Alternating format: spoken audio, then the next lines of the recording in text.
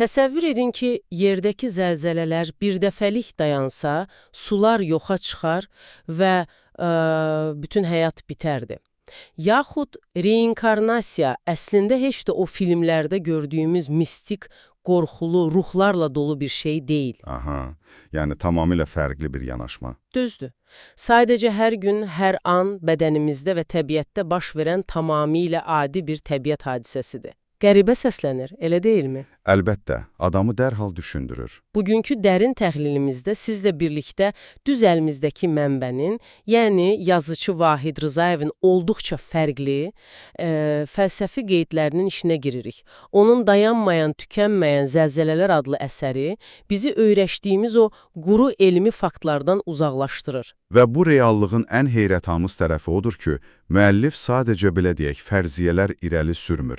O, kainatın, yerin və insanın necə dayanmadan yeniləndiyini izah edən vahid bir mexanizm qurur. Yəni bütöv bir model, eləmi? Tam olaraq, bizim məqsədimiz bugün o modeli elmi bir dərslik kimi yox, fəlsəfi bir çərçivə kimi araşdırmaqdır. Çünki bu mənbədə cansız bildiyimiz daşla insanın eyni nəbizlə necə döyündüyünə dair çox unikal cavablar var. Allah, o zaman gəlin birbaşa elə ən çox ajitaj yaradan və bəlkə də ən yanlış anlaşılan sözdən başlayaq. Reinkarnasiyadan. Aha, ən maraqlı yeridir. Adətən bu sözü eşidəndə adamın ağlına qədim rəmayətlər, ruhların köçü kimi qorxulu ssenarilər gəlir. Amma müəllif yazır ki, yer həyatının hər anı reinkarnasiyadır. Düzdür. O bunu ölüb dirilmək kimi deyil də, davamlı bir yenilənmə prosesi kimi təqdim edir. Mən bunu oxuyanda, əziz dinləyici, yəqin siz də mənə haqq verərsiniz. Dərhal cibimizdəki smartfonlar ağlıma gəldi. Bilirsiniz də, telefonun əməliyyat sistemi hər gün arxa planda özünü yeniləyir. Aha, biz heç fərqində olmadan. Bəli, biz bunu görmürük. Amma sistem davamlı olaraq köhnə kodları silir, yenilərini yüklüyür ki, aparat çökməsin. Bədənimizin hüceyrələrinin də hər an tükənib, sanki ölüb yenidən yaranması buna bənzəyir. Elədir. Amma burada mənim bir etirazım var.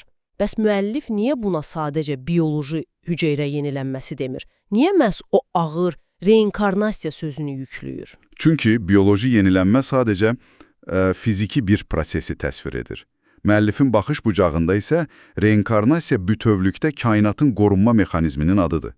Yəni sadəcə bir bədəndən digərinə keçmək deyil? Xeyr, o qədər dar çərçivəli deyil. O, reinkarnasiyanı olanına, olmuşuna, ola biləcəklərə bir də qayıtma ardıcıllıqları kimi tarif edir. Sadələşdirsək, bu əslində təbiətin enerjini israf etməmək üsuludur. Bax, bu çox maraqlıdır. Mənbədə çox vizual nümunələr var. Məsələn, qışda yarpaqlarını tökən bir ağacın yazda yenidən qol-budaq atıb meyvə verməsi. Bu sadəcə biologiya deyil. Bəs nədir? Həmin ağacın enerji olaraq yenidən formalaşmasıdır, yəni reinkarnasiyasıdır. Yaxud arının hər mövsüm uçub yeni çiçəkdən nektar toplaması. Əgər bu kodların yenidən yazılması olmasa... Sistemin çökməsi baş verər. Bəli, müəllifin ifadəsi ilə desək, bütün varlıqlar kvant-kvant özlərini sərf edib tamamilə tükədərdilər. Yəni, bir növ kainatın özünü xilas etmək, sıfırlayıb yenidən başlatmaq üsuludur ki, biz fiziki olaraq buxarlanıb yoxa çıxmayaq. Dəqiq. Bir növ restart verilir. Yaxşı, əgər biz fərdlər olaraq bu cür yeniləniriksə, o zaman gəlin baxış bucağımızı böyüdək.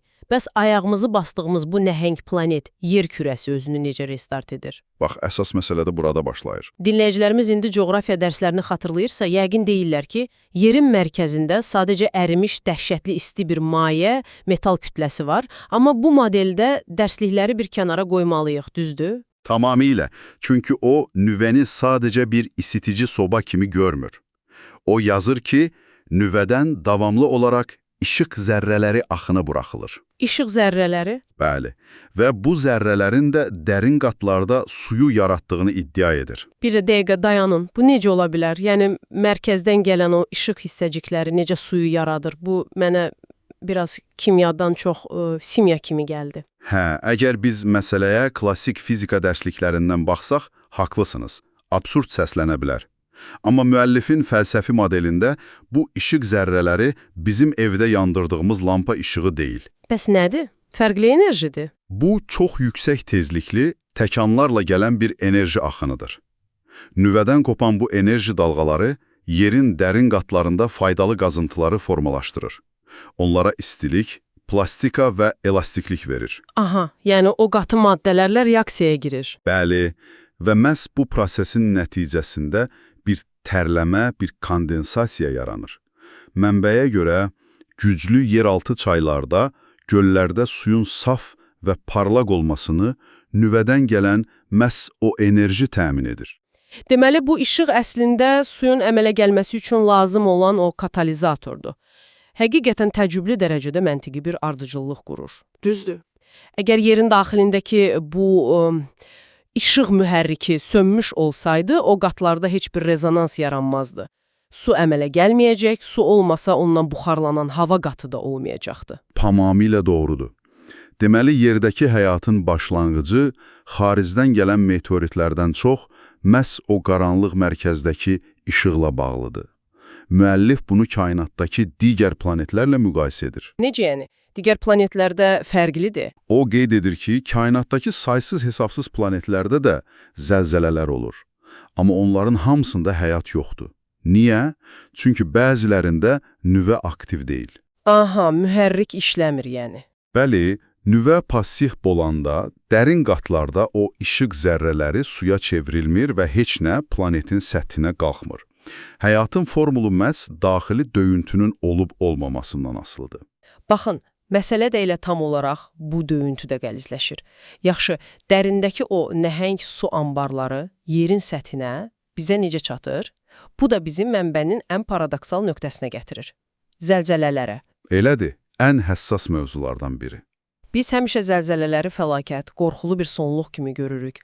Amma bu model deyir ki, əgər zəlzələlər dayansa, əsl qiyamət o zaman qopar. Çünki zəlzələlər bu suyu yuxarı vuran bir nasosdur. Aha. Amma necə nasos? Yəni, bu sarsıntı sadəcə xaos deyil, təsadüfi olmur. Xeyr, müəllifin modelində zəlzələ xaos deyil. Bu, planetar miqyaslı çox dəqiq bir mexanizmdir. Mənbədə ölərkən diriltmə və diri ikən ölmə deyilən bir hal var. O nə deməkdir? Bu o deməkdir ki, şimal və cənub qütbləri daim bir-birinə əks istiqamətdə təsir göstərir. Və bu gərginlik yerin hərəkət sürətini sabit saxlayır. Zəlzələlər bu balansı qoruyan pulsatasiyalardır. Yəni, o sarsıntı olmasa, su dərinlikdə qalar və həyat bitər. Tam olaraq belədir. Zəlzələ qorxulu sarsıntı deyil, yerin tənəffüs etməsi, nəfəs almasıdır. Mənim burada çox diqqətimi çəkən bir detal oldu. Müəllif zəlzələ ocağının həndəsi quruluşunu izah edərkən deyir ki, ocaq dərinlikdə trapeziyaya bənzəyir. Təsəvvür edin, kilometrlərlə dərində trapeziya formalı nəhəng bir enerji cibidir. Aha, çox spesifik forması var. Və zəlzələ baş verən anda bu ocaqdan anidən 90 dərəcəlik bir qıf forması yaranır və yuxarıya doğru püskürür. Mən bunu oxuyanda o enerjinin nasos kimi necə işlədiyini anladım. Çox yaxşı vizuallaşdırmadır.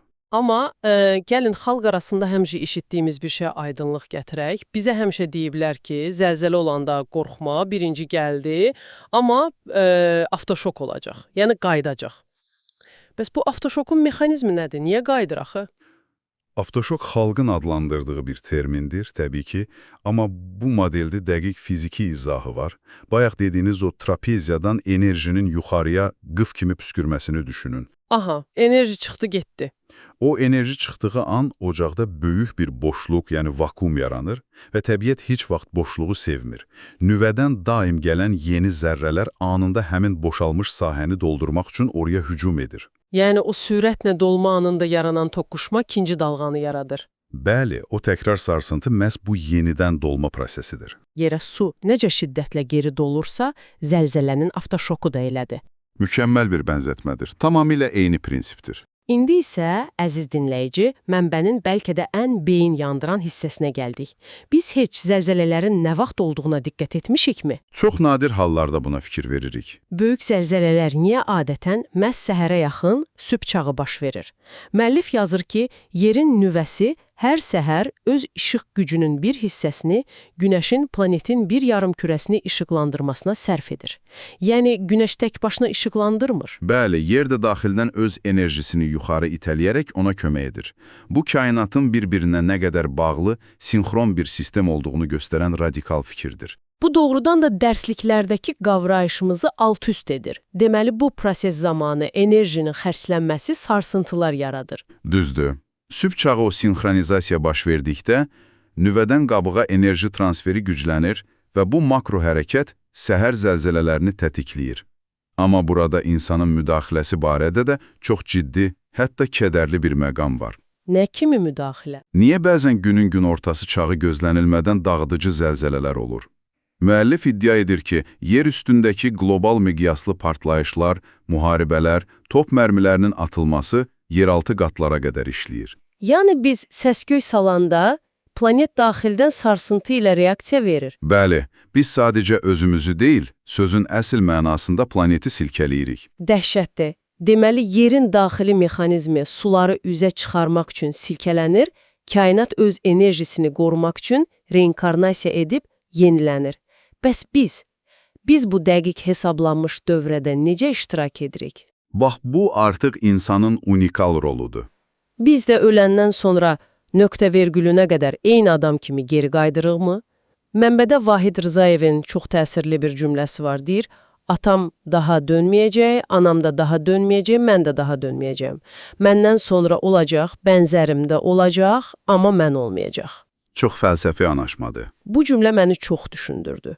Əgər hər şey yenilənirsə, niyə eyni mən bir daha yaranmıram? Çünki bu məqam bizi fərd anlayışına gətirib çıxarır. Mənbəyə görə hər bir canlı fərddir. Bənzəri ola bilər, amma kainatda təkrarı yoxdur. Bəs bunun səbəbi nədir? Niyə təkrarı yoxdur? Bunun məntiqi bir səbəbi var. Kainatın sahibi hər bir canlı varlığı yalnız bir dəfə yaradır ki, sistemin yaddaşı, xüsusən də kök və qan yaddaşı qarışmasın. Aha, yəni eyni sənəd faylını kompüterdə dönə-dönə eyni adla üst-üstə kopyalamaq kimi? Tamamilə. Bir yerdən sonra o fayl zədələnəcək, kodlar qarışacaq. Müəllif də məhz bunu deyir. Əgər köklər qarışarsa, yaranan törəmələr mütləq şəkildə natamam və qüsurlu olar. Fayl kopyalamaq analogiyası bunu məncə çox yaxşı izah edir.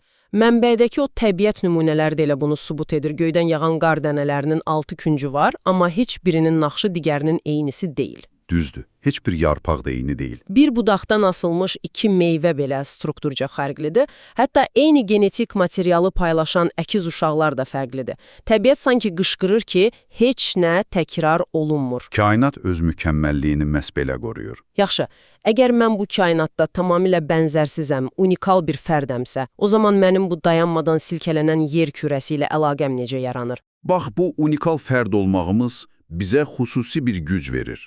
O güc mənbədə düşüncə tezliyi adlandırılır. İnsan sadəcə fiziki bir orqanizm deyil, o həm də daşıdığı hisslərin bir növ yayım stansiyasıdır.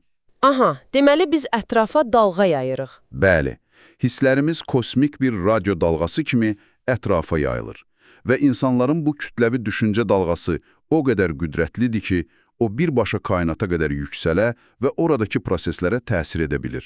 Bir dəqiqə dayanın. İndi burada mənim doğrudan da etiraz etməli olduğum bir məqam var. Kütləvi düşüncənin gücünü anladıq. Amma mənbədə belə bir cümlə var. İnsan küsüb incidikcə, ətraf mühit də, materiya da ona müvazi olaraq küsüb inciyə bilir. Aha, bəli, o cümlə bir çoxlarına qəribə gəlir. Yəni siz mənə demək istəyirsiniz ki, mən işdə rəhbərliklə mübahisə edib evə gəlsəm, mənim qonaq otağımdakı divar, çöldəki ağac məndən küsür, divarlar məndən inciyir. Axı bu, elimdən daha çox şeirə oxşuyur. Haqlısınız. İlk baxışda doğrudan da poeziya kimi görünür.